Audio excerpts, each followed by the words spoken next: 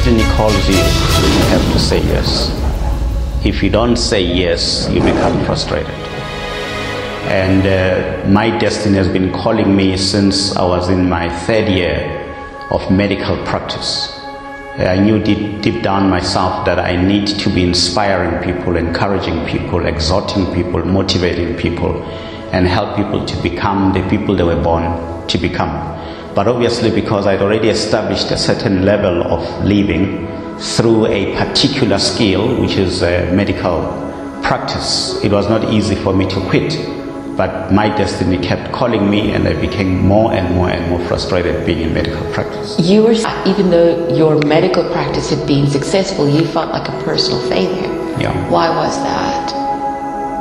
For me, success is being all what God wants you to be, doing all what God wants you to do, having all what God wants you to have, and giving all what God wants you to give.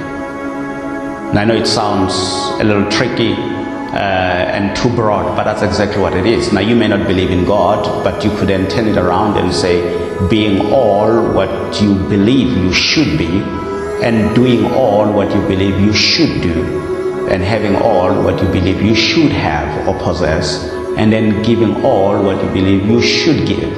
So for me, you've got to be in order to do, so you can have in order to give. For me, success is not complete until you are able to give as much as you want to give. But you can't give what you don't have. But for you to have something, you've got to do something.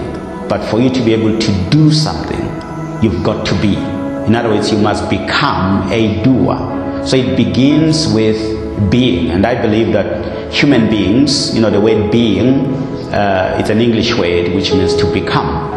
And therefore, a human being by design is a human becomer, becoming something all the time, getting better all the time. Because if you don't get better, you become bitter. Behind the scenes, competition is the easy part. Behind the scenes is where the work is done. Everything is done to get to that one race that you need. It's about your territory. It's about your shall be. It's about your destiny. It's about the purpose of God on your life. It's about all the people you will influence and touch and heal and bless and deliver. It's about the areas, the kingdoms of this world becoming the kingdoms of our God and of His Christ. It's about you finishing your degree. It's about you going to school. It's about the position that you're not even in yet. You haven't even got to the place that you're going to get yet. That the devil, I'm trying to tell you now, this is going to shock you. The devil's got more faith than you. The mirror reflects. It doesn't define. If your mind and body doesn't get along, then you are your biggest enemy. Someone will tell you you're ugly just to sell you something to make you think you're beautiful. But beauty isn't just a look. Beauty is internal. You internalize it. Beauty is how you carry yourself, your personality, who you are, what you are. You can't go out into the world and ask the world, am I beautiful? You have to tell the world you're beautiful. You can't wait for anybody else's opinions. The mirror reflects. It doesn't define. You define. The icing on the cake doesn't change the inside. It just changes the outer surface. But the outer surface isn't important. The inside is what's most important. Who you are on the inside. What you are on the inside, your talent, your potential, how special you are. He gave it to me. I ain't like it at first, but then he told the media, and then it started catching on. And Dwayne Wade, that's why they call him Flash. And I started to see what he saw, because I started to see, I was like, man, I am fast. Like, I was not always fast. Elusively though, Yeah. And I started to see what he saw, and then I bought into it. Then I get another nickname. It goes from Dade County to Wade County. And that just blew my mind. 305, Wade County! To be in the middle of that and be a big part of that was crazy, but at the same time, never let it affect my work. I had to grind more. You start to go into a mode where you want more. You win, you tasted that. What was the first championship like? Like, I was numb. Like, if you go back and look at the moment where I'm on the stage with the guys and they give me the MVP trophy, Shaq handed to me. I'm just like, Hat cocked and everything. Yeah, I love straight shot I town. love Straight Chicago. Hat cocked, and I'm just like, how did I get here? You know what I'm saying? Like, that hit you right there, it hit me. I was on stage, man, I'm in the back. And they like, D, go up to the front and get your MVP trophy. I'm like, what? Like finals MVP trophy? So I'm just in like this daze and like, how did this happen? You know what I'm saying? Like I was just, a couple years ago, I had 3 scholarship offers. And now I'm standing up on this stage and I'm the finals MVP. At this moment, I'm the best player in the world, right? I'm finals MVP. So I'm like, this is crazy. You don't belong to me! What I am, you know, Bishop has inspired me and it's really helped me understand my walk. You know, I'm nothing no more than you. You know, my job has been exceptional, though. I've been very blessed in that I've lived a life. God has enabled me to pursue my passion and tied it to my gift. I'm gifted at comedy and I've been able to pursue it. So I wake up every day and for a living, I play music and tell jokes. How big of a blessing is that? But you know, people, they look at that, but see, you lose sight of the fact that I'm 54 though. And you don't know the fact that I've been doing this 27 years in order to get to the point where I can wake up and play music and tell jokes for a living. It's like my guest Tim Gannon, who explained the fact that he wanted to play polo. He didn't buy a pony till he was 40. He saw the first race at 16, the first match at 16. He didn't get that till he was 40. But so people look at him as the owner of the Outback Steakhouse and they go, wow, but they have no idea the journey and the stress. And what I want to talk to you about is stress. What stress is, what it really is. How it's necessary if you're planning on getting to where you're trying to go to. See, stress is God's way of training you.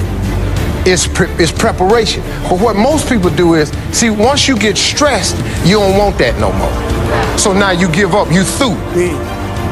I was not always this strong guy you see. I went through a lot of hard times in my life to get here today. And a story I'll tell you real quick. I tried once to get in the Air Force to be an Air Force pararescueman. And I quit for fear of the water.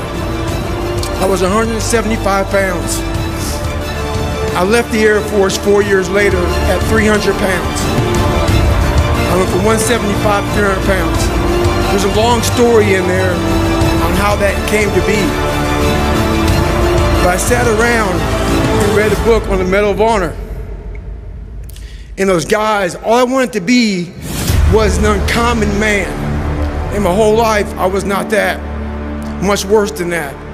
But I read stories about men like you, Doc, who had the courage to jump on grenades and stuff like that. So I came home one day from working at a job called Ecolab where I sprayed for cockroaches. Made $1,000 a month, weighing 300 pounds. And I got home and I watched a show on Discovery Channel of guys carrying boats and logs, Navy SEAL training. And I decided to make a change in my life. And I called the recruiter up and he asked me these questions. You had to meet a certain age, like a certain height and weight limit. I was 6'1" and 300 pounds. He laughed at me. 7 other recruiters laughed at me. One recruiter finally said, "Come on in, I'm too busy to talk to you on the phone." He didn't know how much I weighed. I walked in the recruiter's office and he looked at me and he said, "You're fat and you're black." I said I want to be a Navy SEAL. I didn't know there'd only been 35 African-American Navy SEALs at that time in over 70 years. He said I basically had to lose 106 pounds in less than 3 months because of my age. I was getting too old. I came back 3 months later, 106 pounds lighter. Thank you.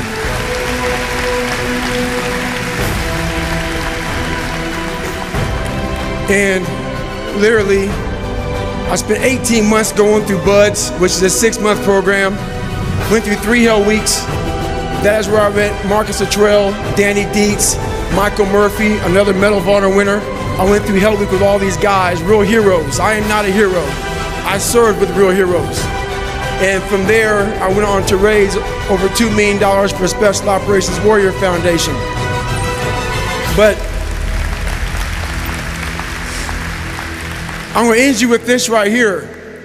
I have the most respect I can possibly muster up for all of you in this room. I know what it takes to be a combat soldier, and I used to look for courage. I thought courage was a man who won the Medal of Honor. It is. But courage is a man who's willing to put those boots on every single day of his life to go out there and fight for this country when nobody even knows what the hell they're doing or where the hell they're at. You do it for the man beside you. Thank you.